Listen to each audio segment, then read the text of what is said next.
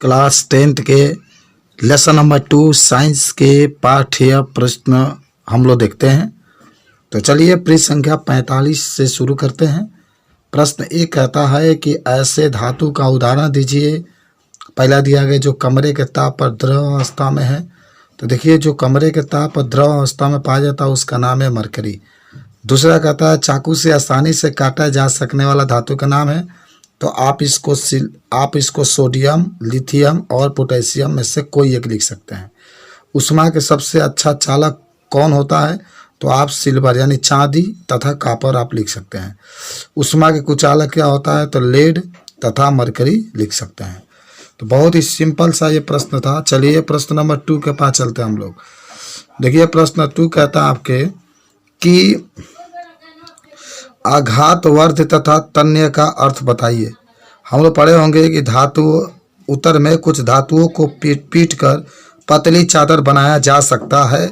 इस गुणधर्म को आघातवर्ध्यता कहते हैं।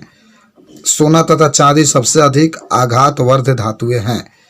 धातु को पतले तार के रूप में खींचने की क्षमता को तन्यता कहा जाता है और सोना सबसे अधिक तन्य धातु है। तो बहुत सिंपल है। जब हम लोग पीट करके इससे हम लोग पतली चादर के रूप में बना देंगे तो इसे आघातवर्धीय कहते हैं, और जब हम लोग इसको खींच करके पतले तार के रूप में बना देंगे तो उसको तन्य कहते हैं। उसके बाद से अगला क्वेश्चन हम लोग देख रहे हैं। क्वेश्चन नंबर नेक्स्ट है। कहा जा रहा है क्वेश्चन नंबर 3 में कि ए, बी, सी और डी 4 धातुओं के नमूनों को लेकर एक एक करके निम्न विलयन में डाला गया है। तो इससे प्राप्त परिणाम को निम्न प्रकार से सारणीबद्ध कीजिए। देखिए ये आपका दिया गया है, कोई आयरन सल्फेट है, यहाँ पर कॉपर सल्फेट है, जिंक सल्फेट है, सिल्वर नाइट्रेट है। ए में जब आयरन सल्फेट विलयन ए में डाला जाता है तो कोई अभिक्रिया नहीं। जब हम लोग विलयन 2 में डालते हैं तो विस्थापन, कॉपर का विस्थापन होता है। जिंक में और सिल्वर नाइट्रेट में कोई परिवर्तन नहीं होता है। बी में कह सकते हैं विस्थापन होता है, और इसमें जो होता है कॉपर 2 में कोई विस्थापन नहीं, कोई अभिक्रिया नहीं। सिल्वर नाइट्रेट में भी कोई क्रिया नहीं। सी है कोई अभिक्रिया नहीं, और कॉपर द्वारा देख रहे हैं कोई अभिक्रिया नहीं, कोई अभिक्रिया नहीं, विस्थापन। डी में देखते हैं कोई अभिक्रिया नहीं, कोई अभिक्रिया नहीं, कोई अभिक्रिया नहीं, कोई अभिक्रिया नहीं। तो देखिए इसमें कुछ प्रश्न दिए गए हैं, उस प्रश्न के हिसाब से हम लोग आंसर लिखेंगे। तो देखिए क्वेश्चन आपका जो इसमें दिखाया गया है, एक कि सबसे अधिक अभिक्रियाशील धातु कौन सी है? तो सबसे अधिक अभिक्रियाशील धातु बी। आप उत्तर में लिखेंगे कि जो बी है सर्वाधिक अधिक क्रियाशील धातु है। क्वेश्चन सेकेंड कहता है कि धातु बी की कॉपर 2 सल्फेट के विलयन में डाला जाए तो क्या होगा? सेकेंड के आंसर हम लिख सकते हैं कि विस्थापन अभिक्रिया घटित होगी। तीसरा कहता है कि धातु ए, बी, सी और डी की अभिक्रियाशीलता को घटते हुए क्रम में लिखना है, यानी जो सबसे अधिक क्रियाशील होगा उसको सबसे पहले, जो सबसे कम होगा सबसे बाद में। देखिए धातु भी सबसे अधिक क्रियाशील होगा, इससे कम ए, इससे कम सी और सबसे कम आपका डी होगा। तो ये था आपका पाठ्यगत प्रश्न पृष्ठ संख्या 45 का। आइए नेक्स्ट पर चलते हैं हम लोग। अब देखिए पृष्ठ संख्या 51 का हम लोग अब हल करेंगे। तो पृष्ठ संख्या जो 51 है, 51 को हम लोग अब हल करते हैं, जिसमें देखिए क्वेश्चन नंबर 1 आपका दिखा रहा है इसमें 51 में कि सोडियम को केरोसिन तेल में डुबा करके क्यों रखा जाता है? तो देखिए इसका उत्तर आप लिख सकते हैं कि सोडियम जो होता है सामान्य ताप पर भी नमी ऑक्सीजन के साथ तेजी से अभिक्रिया करता है, किंतु वह केरोसिन के साथ न तो अभिक्रिया करता है और न ही इसमें घुलता है, अतः सोडियम को केरोसिन तेल में डुबा करके रखा जाता है। आइए क्वेश्चन नंबर 2 के पास देखते हैं हम लोग। कहता है कि इन अभिक्रियाओं के लिए समीकरण लिखिए। भाप के साथ आयरन की अभिक्रिया। देखिए आयरन जब कहेगा तो Fe लिखते हैं, भाप की जब बात करेगा तो H2O, जब क्रिया करता है तो क्रिया करके बनाता है Fe2O3 और प्लस हाइड्रोजन गैस बाहर निकल जाता है। सेकेंड कहता है जल के साथ कैल्शियम तथा पोटेशियम की अभिक्रिया। चलिए देखिए मैं कराता हूँ। कैल्शियम आपका है Ca से डिनोट करते हैं, जल है तो H2O, कैल्शियम हाइड्रोक्साइड CaOH का ट्वाइस और हाइड्रोजन गैस बाहर निकलता है।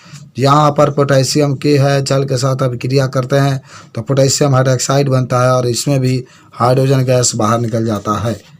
उसके बाद से देखिए सीधे यहाँ पर प्रश्न नंबर 4 है 4 नंबर जो प्रश्न कहता है कि अभिक्रियाशील धातु को तनु हाइड्रोक्लोरिक अम्ल में डाला जाता है तो कौन सी गैस निकलती है? आयरन के साथ तनु H2SO4 की रासायनिक अभिक्रिया लिखिए। देखिए उत्तर में लिख सकते हैं कि धातु के लवण के साथ हाइड्रोजन गैस निकलता है। अब देखिए Fe आपका लोहा है, Fe आपका तत्व है, सल्फ्यूरिक अम्ल में डाला जा रहा है H2SO4 में, तो फेरस सल्फेट FeSO4 बनता है, हाइड्रोजन गैस बाहर निकलता है। उसके बाद से नेक्स्ट क्वेश्चन एक और है 5 नंबर, जिंक को आयरन सल्फेट के विलयन में डालने से क्या होता है? इसका रासायनिक समीकरण लिखिए। आप इसको बहुत ही अच्छे तरीके से आंसर बता सकते हैं। यहाँ पर देख रहे हैं आप आंसर में कि जिंक आयरन सेकेंड, यानी जिंक आयरन सेकेंड का मतलब होता है इसके आयरन का जो संयोजकता होगा, ऑक्सीकरण संख्या होगा 2 होगा। आप उत्तर सुनिए, जिंक आयरन सल्फेट विलयन में आयरन को विस्थापित कर देता है, यानी जिंक है और ये फेरस सल्फेट का विलयन है, जब क्रिया करता है तो फेरस को अलग कर देता है, जिंक सल्फेट और फेरस अलग हो जाता है। अब आते हैं पाठ्यगत प्रश्न पृष्ठ संख्या 54 का। तो प्रश्न एक आता है कि सोडियम, ऑक्सीजन और मैग्नीशियम के लिए इलेक्ट्रॉन बिंदु संरचना लिखिए। दूसरा कहता है इलेक्ट्रॉन के हस्तांतरण के द्वारा सोडियम ऑक्साइड एवं मैग्नीशियम ऑक्साइड का निर्माण दीजिए, दर्शाइए। तीसरा कहता है इन यौगिकों में कौन सी आयरन उपस्थित है? तो देखिए जैसा पहला क्वेश्चन कहा जा रहा है सोडियम, ऑक्सीजन और मैग्नीशियम के लिए इलेक्ट्रॉन बिंदु संरचना लिखना है, तो सोडियम है। सोडियम को Na से डिनोट करते हैं। आप इसकी परमाणु क्रमांक जानते भी होंगे 11। आप इसका इलेक्ट्रॉनिक विन्यास करेंगे तो 2 8 1, अंतिम में 1 है, इसीलिए सोडियम के ऊपर 1 प्लस का चार्ज दे देंगे। ऑक्सीजन है, इसको O से प्रदर्शित करते हैं और इससे हम लोग 2 और 6 लिख सकते हैं, और अंतिम में 6 है तो इसीलिए ऑक्सीजन के ऊपर 6 डॉट या 6 प्लस बनाकर दिखा देंगे। यही इलेक्ट्रॉन बिंदु संरचना होती है। मैग्नीशियम Mg होता है, इसका 12 होता है तो 2 और 2 लिख सकते हैं। मैग्नीशियम के ऊपर 2 डॉट लगाकर हम लोग दिखा सकते हैं। दूसरा में सोडियम ऑक्साइड है। देखिए आप यहाँ पर क्वेश्चन में ही देख रहे हैं Na2O है, यानी सोडियम 2 है, तो यहाँ पर सोडियम आप 2 लिखेंगे। 1 ऑक्सीजन है तो 1 ऑक्सीजन। हम जानते हैं कि सोडियम के पास 11 में 1 इलेक्ट्रॉन अंतिम में रहते हैं, तो दोनों 1 इलेक्ट्रॉन ऑक्सीजन को दे देंगे। तो देखिए दोनों इलेक्ट्रॉन सोडियम दिए हैं, तो ये जो भी इलेक्ट्रॉन देता है उसके ऊपर प्लस प्लस का चार्ज। तो सोडियम के ऊपर भी प्लस, इस सोडियम के ऊपर प्लस, और ऑक्सीजन 2 इलेक्ट्रॉनों को ग्रहण किया, इसलिए इसके ऊपर 2 माइनस का चिन्ह रहता है, या इसी का N2O लिख सकते हैं। मैग्नीशियम ऑक्साइड का भी दिखाना है, तो देखिए Mg मैग्नीशियम का 12 होता है, और आप जानते होंगे कि अंतिम में 2 होता है तो 2 इलेक्ट्रॉन दिखा देंगे। जो ऑक्सीजन होता है उसका 8 होता है, अंतिम में 6 तो 6 इलेक्ट्रॉन दिखा देंगे। ऑक्सीजन को 8 करने के लिए 2 इलेक्ट्रॉन चाहिए, दोनों मैग्नीशियम इलेक्ट्रॉन इस ऑक्सीजन को दे देगा, तो मैग्नीशियम के ऊपर 2 प्लस का चार्ज होगा, क्योंकि 2 इलेक्ट्रॉन दे रहा है। ऑक्सीजन 2 ले रहा है, इसलिए 2 इसके ऊपर 2 माइनस का चार्ज होगा, इसको मैग्नीशियम ऑक्साइड कह सकते हैं। तीसरा आपका है कि सोडियम ऑक्साइड यौगिक में उपस्थित आयन धन आयन सोडियम है, सोडियम प्लस तथा ऋण आयन ऑक्सीजन पर -2 है। और मैग्नीशियम ऑक्साइड में उपस्थित 2 आयन है, धन आयन Mg के ऊपर 2 प्लस तथा ऋण आयन O के ऊपर -2 होता है। उसके बाद से प्रश्न 2 कहता है कि आयनिक यौगिक का गलनांक उच्च क्यों होता है? आप इसके आंसर में ही बता सकते हैं कि आयनिक यौगिक ठोस एवं कठोर होते हैं। ऐसा आयनों के बीच मजबूत अंतराण्विक आकर्षण बल के कारण होता है। इस आकर्षण बल को कम करने के लिए अत्यधिक मात्रा में ऊर्जा की आवश्यकता होती है। यही कारण है कि आयनिक यौगिकों का गलनांक उच्च होता है। तो बहुत सिंपल है, बहुत ही कठोर होता है, सख्त होता है, मजबूत बंध से बंधा होता है आयनिक यौगिक, और उनके आयनों को अलग करने के लिए बहुत अधिक तापमान की आवश्यकता होती है। इसीलिए आयनिक यौगिकों का जो गलनांक होता है बहुत अधिक होता है। चलिए पाठ्यगत प्रश्न पृष्ठ संख्या हम लोग अब 59 के पास चलते हैं। ये क्वेश्चन इसमें दिखाया जा रहा है। क्वेश्चन 1 है निम्न पदों को परिभाषित कीजिए। खनिज, दूसरा है अयस्क, तीसरा है गैंग। तो पहला खनिज देखते हैं। आपको याद होगा वे तत्व या यौगिक जो भू पर पट्टी यानी पृथ्वी से प्राकृतिक रूप में से पाए जाते हैं उन्हें खनिज कहा जाता है। यानी वे तत्व या यौगिक जो भू पर पट्टी के रूप में प्राकृतिक रूप से पाए जाते हैं उन्हें खनिज कहते हैं। सेकेंड है अयस्क। कुछ स्थानों पर खनिजों में कई विशेष धातु अत्यधिक मात्रा में होती है जिन्हें आसानी से निकाला जा सकता है। इन खनिजों को अयस्क कहते हैं। तीसरा है गैंग। याद करो पृथ्वी से प्राप्त खनिज अयस्कों में मिट्टी इत्यादि जैसे अशुद्धियाँ होती है जिन्हें हम लोग गैंग कहते हैं। यानी अयस्क में या खनिज में जो अशुद्धियाँ होती है उसी को हम लोग गैंग कह देते हैं। प्रश्न नंबर देखिए, यहाँ पर 2 नंबर आपको दिखाता है क्वेश्चन में, कहा जा रहा है 2 नंबर क्वेश्चन में कि 2 धातुओं के नाम बताइए जो प्रकृति में मुक्त अवस्था में पाया जाता है। याद करो, आंसर में आप सोना और प्लेटिनम लिख सकते हैं। प्रश्न 3 कहता है कि धातु को उसके ऑक्साइड से प्राप्त करने के लिए किस रासायनिक प्रक्रिया का उपयोग किया जाता है? तो कार्बन द्वारा अपचयन की प्रक्रिया। उत्तर में आप तुरंत बताएंगे, कार्बन द्वारा अपचयन की प्रक्रिया। चलिए उसके बाद से दिखा रहा अगला पाठ्यगत प्रश्न पृष्ठ संख्या 61 का है, जिसमें पहला क्वेश्चन है जिंक, मैग्नीशियम और कॉपर के धात्विक ऑक्साइड को निम्न धातुओं के साथ गर्म किया गया। जिंक ऑक्साइड है, जिंक के साथ गर्म किया गया, फिर मैग्नीशियम के साथ गर्म किया गया, फिर कॉपर के साथ। मैग्नीशियम ऑक्साइड एक बार जिंक के साथ, मैग्नीशियम के साथ, कॉपर के साथ, कॉपर ऑक्साइड एक बार जिंक के साथ, मैग्नीशियम के साथ, कॉपर। देखिए जो धातु जिससे भी क्रिया कराएंगे अगर वह पहले आएगा तो अधिक क्रियाशील है तो यौगिक से तत्व को हटाएगा, अगर वह वैद्युत रासायनिक श्रेणी में बाद में आएगा तो धातु को नहीं हटा पाएगा। तो देखिए क्रिया कराया गया है, आपको मैं बता दूं। पहला में आप बता सकते हैं कि जिंक ऑक्साइड को मैग्नीशियम के साथ गर्म किया जाता है तो जिंक ऑक्साइड मैग्नीशियम के साथ द्वि विस्थापन अभिक्रिया निम्न प्रकार से उत्पाद बनाता है। जिंक ऑक्साइड है, मैग्नीशियम के साथ क्रिया कराएंगे तो जिंक अलग हो जाएगा मैग्नीशियम ऑक्साइड। और इसी तरीके से 2 और 3 जब मैग्नीशियम ऑक्साइड और कॉपर ऑक्साइड को जिंक के साथ गर्म किया जाता है तो कोई भी अभिक्रिया उत्पन्न नहीं होती है। कॉपर ऑक्साइड है, जिंक के साथ क्रिया कराएंगे कॉपर और जिंक ऑक्साइड, और फिर कॉपर ऑक्साइड को मैग्नीशियम के साथ करेंगे तो कॉपर और मैग्नीशियम ऑक्साइड आपका प्राप्त होता है। चलिए प्रश्न नंबर 2 आपको दिखा रहा है कौन सी धातु आसानी से संक्षारित नहीं होती है। संक्षारित का मतलब होता है कौन कौन से धातु होती है जिसमें आसानी से जंग नहीं लगता है। आप उत्तर में बता सकते हैं सोना, चांदी और कॉपर आदि धातुएं आसानी से संक्षारित नहीं होते हैं। उसके बाद से एक और प्रश्न है मिश्र धातु क्या होते हैं? तो आप तुरंत कहिएगा 2 या 2 से अधिक धातुओं को समांगी मिश्रण को मिश्र धातु कहते हैं।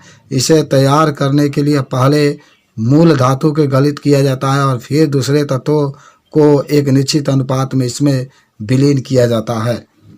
तो ये भी आपका होता है मिश्र धातु के बाद जब होती है। तो उसके बाद से क्वेश्चन नंबर पाठ्यगत प्रश्न में जो आपका प्रश्न है 62 और 63 का क्वेश्चन है निम्न में कौन से युगल विस्थापन अभिक्रिया प्रदर्शित करता है?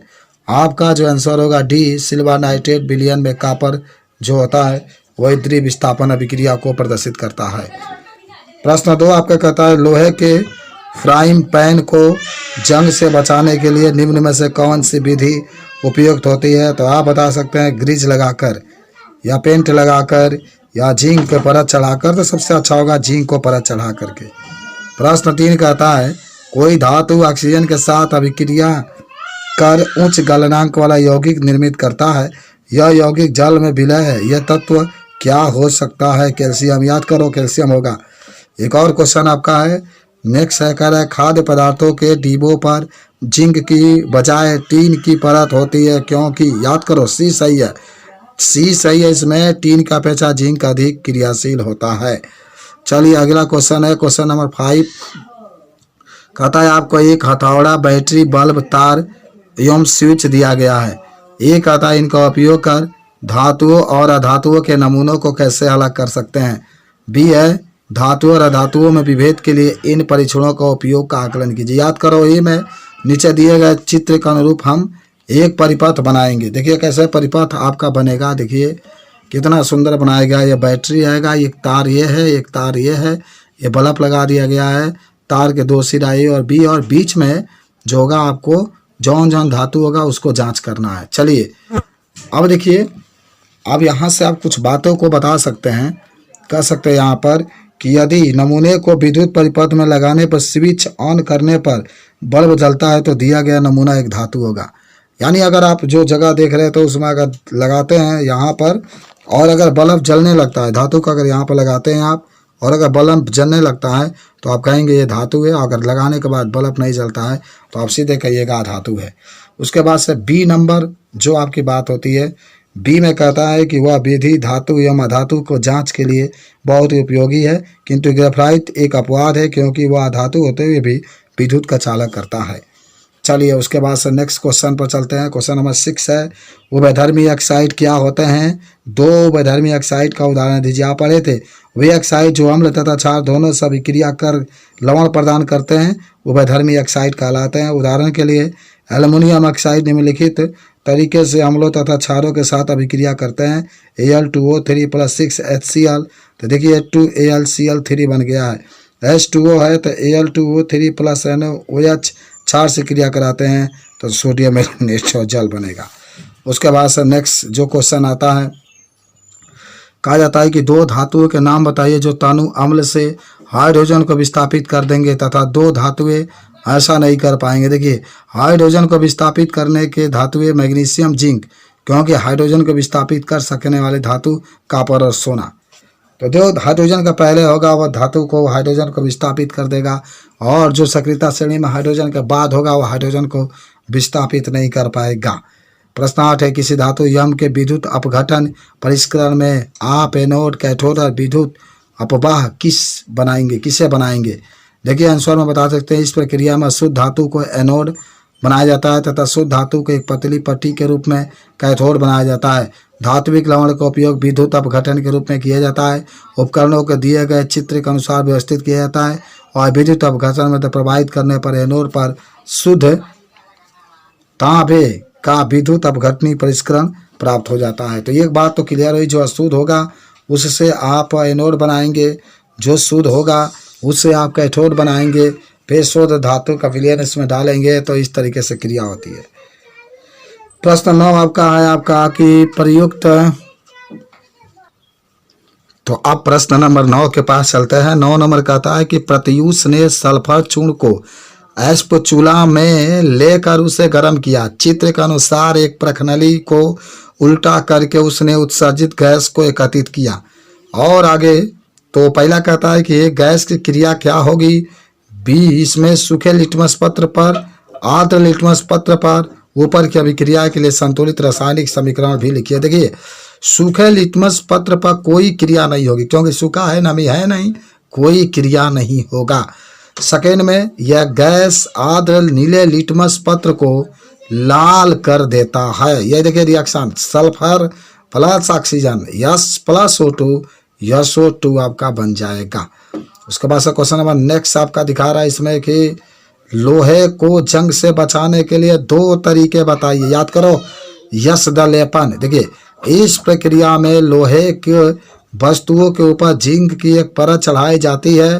पेंटिंग, इस प्रक्रिया में लोहे को वस्तुओं पर पेंट किया जाता है। 2 तरीके से हम लोग सुरक्षित रख सकते हैं। चलिए क्वेश्चन नंबर हम लोग 11 के पास चलते हैं। कहता है ऑक्सीजन के साथ संयुक्त होकर अधातुएं कैसे ऑक्साइड बनाती है? याद करो, क्षारीय ऑक्साइड तथा उभयधर्मी ऑक्साइड दोनों बताती है। चलिए प्रश्न 12 है, कारण बताना है। पहला प्रश्न कहता है प्लेटिनम, सोना और चांदी का उपयोग आभूषण बनाने के लिए किया जाता है, क्यों? देखिए सुनिए, इसका आंसर में आप लिखेंगे प्लेटिनम, सोना और चांदी बहुत कम अभिक्रियाशील हैं तथा संक्षारित भी नहीं होते हैं, यानी जंग भी इसमें नहीं लगता है। उनकी चमक भी तेज होती है, बहुत अच्छे चमकते हैं। इन्हीं कारणों से इनका उपयोग आभूषण बनाने के लिए किया जाता है। बी क्वेश्चन है, सोडियम, पोटेशियम और लिथियम के तेल के अंदर संग्रहित किया जाता है। तो आप बताएंगे इसमें कि सोडियम और पोटेशियम जैसे धातुएं इतने अधिक क्रियाशील होती है कि खुले में रखने पर तत्काल आग लग सकता है, अर्थात उन्हें बचाने तथा आग लगने से रोकने के लिए उन्हें केरोसिन तेल के अंदर संग्रहित किया जाता है। सी इसमें कहता है, सी क्वेश्चन है, एल्युमिनियम अत्यधिक अभिक्रियाशील धातु है, फिर भी इनका उपयोग खाना बनाने वाले बर्तन बनाने के लिए किया जाता है, क्यों? देखिए एल्युमिनियम संक्षारित नहीं होता, साथ ही वह ऊष्मा का सुचालक होता है, इसीलिए इसका उपयोग हम लोग नहीं करते। चलिए डी नंबर पर चलते हैं। निष्कर्षण प्रक्रम में कार्बन और सल्फाइड अयस्क को ऑक्साइड में परिवर्तित किया जाता है। देखिए आप बता सकते हैं किसी धातु को उसके सल्फाइड और कार्बोनेट की अपेक्षा उसके ऑक्साइड से प्राप्त करना अधिक आसान है, इसीलिए अपचयन से पहले धातु सल्फाइड एवं कार्बोनेट को धातु ऑक्साइड में बदल देना चाहिए। चलिए प्रश्न नंबर 13 के पास, आपने तांबे के मलिन बर्तन को नींबू या इमली के रस से साफ करते अवश्य देखा होगा। यह खट्टे पदार्थ बर्तन को साफ करने में क्यों प्रभावी हैं? तब देखिए, तांबे के ऊपर आर्द्र वायु, यानी आर्द्र वायु का मतलब नमी युक्त वायु तथा कार्बन डाइऑक्साइड के कारण कॉपर कार्बोनेट को एक हरी सी परत बन जाती है जो क्षारकीय प्रकृति की होती है। इसलिए जब इसे नींबू या इमली के रस से साफ करते हैं तो इसमें मौजूद अम्ल क्षारक को उदासीन कर देता है, बर्तन साफ हो जाता है। देखिए किस तरीके से कॉपर कार्बोनेट है, इसमें साइट्रिक अम्ल मिलाए हैं तो कॉपर नाइट्रेट, कार्बन डाइऑक्साइड और जल का निर्माण हो गया है। उसके बाद से नेक्स्ट जो क्वेश्चन आता है प्रश्न नंबर 14 कहता है कि रासायनिक गुणधर्मों के आधार पर धातु और अधातुओं में विभेद कीजिए। देखिए मैं आपको बता दूं, धातु और अधातु में विभेद, सबसे पहला जो बात आता है आप इसमें बता सकते हैं कि धातु और अधातु में विभेद करता है, का इसमें अंतर है। तो पहला आप इसमें कह सकते हैं कि जो पहला, धातुएं क्षारकीय होते हैं, यानी जो धातुएं होती है क्षारकीय ऑक्साइड बनाते हैं और धातु अम्लीय या उदासीन ऑक्साइड बनाते हैं। और धातुएं दूसरा में तनु हाइड्रोक्लोरिक अम्ल या सल्फ्यूरिक अम्ल के अभिक्रिया कर हाइड्रोजन गैस मुक्त करती है, क्योंकि हाइड्रोजन को विस्थापित कर देती है। और धातुएं तनु हाइड्रोक्लोरिक अम्ल या सल्फ्यूरिक अम्ल से अभिक्रिया नहीं करती है, क्योंकि हाइड्रोजन को विस्थापित नहीं कर पाती है। तीसरा है धातुएं अपचायक होती है, और इसमें तीसरा बता सकते हैं धातुएं उपचायक होती है। चौथा कह सकते हैं धातुएं इलेक्ट्रॉन त्याग कर धनायन आयन बनाती है, इसमें कहा जाता है धातुएं इलेक्ट्रॉन ग्रहण करके ऋणायन आयन बनाती है। पांचवा कह सकते हैं धातुएं जल से हाइड्रोजन को विस्थापित कर देती है, और धातुएं जल से या भाप से अभिक्रिया नहीं कर पाती है। सभी धातुएं हाइड्रोजन के संयोग कर हाइड्राइड नहीं बनाती है, सभी धातुएं हाइड्रोजन से संयोग करके हाइड्राइड बनाते हैं। चलिए उसके बाद से एक प्रश्न है कि एक व्यक्ति प्रत्येक घर में सुनार बन करके जाता है, उसने पुराने एवं मलिन सोने के आभूषण में पहले जैसे चमक पैदा करने का ढोंग रचाया। कोई संदेह किए बिना ही एक महिला अपने सोने के कंगन उसे देती है, जिसे वह एक विशेष बिलियन में डाल देता है। कंगन नए की तरह चमकने लगता है, लेकिन उसका वजन अत्यंत कम हो जाता है। वह महिला बहुत दुखी होती है तथा तर्क वितर्क के पश्चात उस व्यक्ति को झुकना पड़ता है। एक जासूस की तरह क्या आप उस बिलियन की प्रकृति के बारे में बता सकते हैं? तो उत्तर में होगा उस सोनार द्वारा एक्वारेजिया बिलियन का उपयोग किया गया, यानी उस बिलियन का नाम है एक्वारेजिया। क्वेश्चन नंबर 16 है आपका, गर्म जल का टैंक बनाने में तांबे का उपयोग होता है परंतु इस्पात का नहीं, क्यों? तो गर्म लोहा उबलते पानी से उत्पन्न भाप के साथ अभिक्रिया करता है, किंतु तांबा जल के साथ अभिक्रिया नहीं करता है, इसीलिए हम लोग इसका उपयोग करके बनाते हैं।